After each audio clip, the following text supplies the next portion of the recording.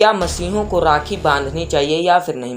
दोस्तों, आज सभी के मन में एक सवाल आता है कि हम रेगुलर बाइबल पढ़ते हैं और हमने तो कभी भी नहीं पढ़ा कि एक मसीह को राखी बांधनी चाहिए या फिर नहीं, कि एक मसीह को राखी का त्यौहार मनाना चाहिए या फिर नहीं।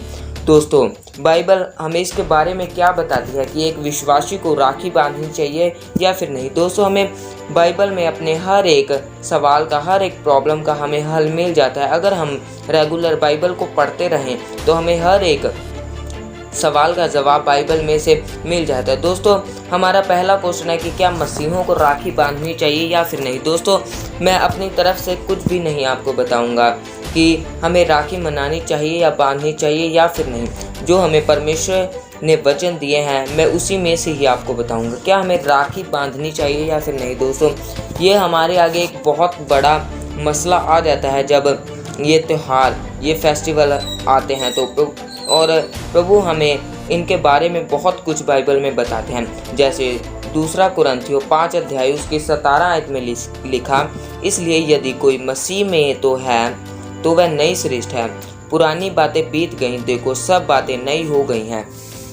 इस वचन से हमें पता चलता है कि इसलिए यदि कोई मसीह में तो है वह नई सृष्टि है, पुरानी बातें बीत गई। तो आज हमें अपने आप को देखना है कि हम आज मसीह में हैं या फिर हम अभी तक संसार के हैं। दोस्तों, पुरानी बातें बीत गई हैं, जो संसार के त्यौहार, फैशन, हर प्रकार की बुरी चाल और हर प्रकार का हमारा चाल चलन, सब बातें बीत गई हैं। बीत गई का अर्थ दोस्तों क्या है? बीत गई का अर्थ है हमें यह संसार के रीति रिवाज, त्यौहार, फैशन नहीं करने हैं। यहाँ यह सब बातें अब जाती रही हैं। देखो सब बातें नई हो गई हैं, अब सब कुछ नया हो गया है। हमारा चाल चलन, हमारी आदतें, हमारा पहरावा, हमारा फैशन, सब कुछ नया हो गया है। जैसे दोस्तों, हम मार्केट में से कुछ नए कपड़े लेकर आते हैं और वो जब हम लेकर आते हैं वो दिखने में भी अच्छे होते हैं, नरम होते हैं और उनमें खुशबू भी आती है। और ऐसे ही उनमें बहुत ज़्यादा खुशबू भी आती है। और हम जब नए हो जाते हैं और हम मसीह में आ जाते हैं तो हमारे अंदर भी वही खुशबू, हमारे अंदर भी वही निर्मलता, हम भी नरम हो जाते हैं और हम परमेश्वर को अच्छे लगने लग जाते हैं। तो दोस्तों, पुरानी बातें बीत गई, अब जो कुछ हो गया वो नया हो गया है। दोस्तों, अब हमें नया बनना है, आत्मिक जीवन में बढ़ना है दोस्तों। और जैसे रोमियो 12 अध्याय उसकी 2 आयत में लिखा, इस संसार के सदृश ना बनो, परंतु तुम्हारे मन के नए हो जाने से तुम्हारा चाल चलन भी बदलता जाए, जिससे तुम परमेश्वर की भली, भावती और सिद्ध इच्छा अनुभव से मालूम करते रहो।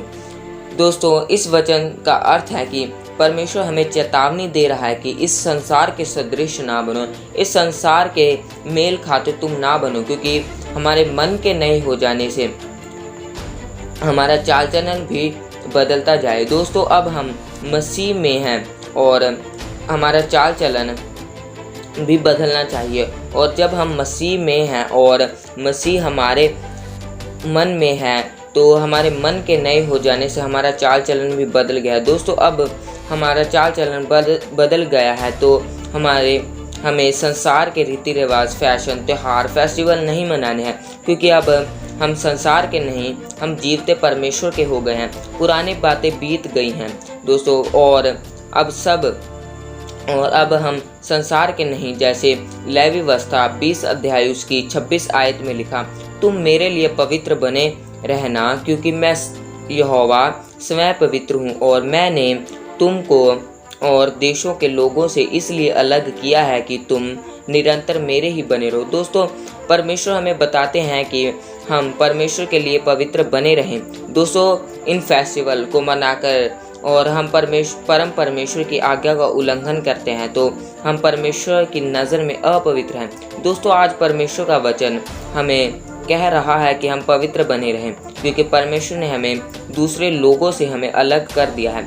दोस्तों, हमें परमेश्वर ने दूसरे लोगों से अलग कर दिया है। दूसरों के त्योहारों से, फैशन और गलत फैशन से भी परमेश्वर ने हमें अलग कर दिया है और हम निरंतर परमेश्वर के हमने बने रहना है। हम परमेश्वर से दूर कभी ना हों, हम परमेश्वर के साथ ही बने रहें।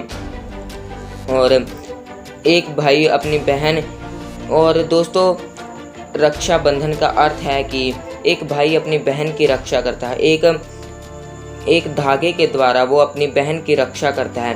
पहली बात है कि हम किसी की भी रक्षा नहीं कर सकते, रक्षा करने वाला परमेश्वर है, परमेश्वर ही हमारी रक्षा करता है। यह बात भी है, यह बात मैं आपको वचन के द्वारा ही बताऊंगा। जैसे भजन संहिता 91 उसकी 11 आयत में लिखा, क्योंकि वह अपने दूतों को तेरे नियमित आज्ञा देगा कि जहाँ कहीं तो जाए वह तेरी रक्षा करे। दोस्तों हमारी रक्षा के लिए परमेश्वर अपने दूतों को हमारे नियमित आज्ञा देता है कि जहाँ कहीं हम जाएं वह हमारी रक्षा करे। दोस्तों इस वचन से हमें साफ साफ पता चलता है कि हमारी रक्षा करने वाला परमेश्वर है और हर एक प्रॉब्लम और संकट में परमेश्वर हमारी रक्षा करता है। जैसे भजन संहिता 91 अध्याय उसकी 15 आयत में लिखा, जब वह मुझको पुकारे तब मैं उसकी सुनूंगा, संकट में मैं उसके संग रहूंगा। दोस्तों जब हम परमेश्वर को पुकारते हैं तो तब परमेश्वर हमारी सुनता है और संकट में परमेश्वर हमारे साथ रहता है। दोस्तों जब भी हम संकट में परमेश्वर को पुकारते हैं तो परमेश्वर हमारी सुनता है। जैसे शद्रक, मेशक और अबेदनगो की भी परमेश्वर ने उन्हें आग में से निकाला था, आग की भट्टी में से निकाला था, परमेश्वर ने उनकी भी दुहाई सुनी थी। और जैसे परमेश्वर ने दानियल को सिंहों की मान में से भी बाहर निकाल लिया था, और जैसे पौलुस और सिलास को भी परमेश्वर ने जेल में से बाहर निकाल लिया था। तो दोस्तों हमारा विश्वास परमेश्वर पर ही होना चाहिए। दोस्तों जो मैंने आपको राखी के बारे में बताया है कि मसीहों को राखी बांधनी चाहिए या फिर नहीं, तो दोस्तों बाइबल के द्वारा हमें पता चलता है कि मसीहों को राखी बांधना उचित नहीं, तो हमें राखी नहीं बांधनी और परमेश्वर की आज्ञा का उल्लंघन कभी नहीं करना है। परमेश्वर आप सभी को आशीष दे।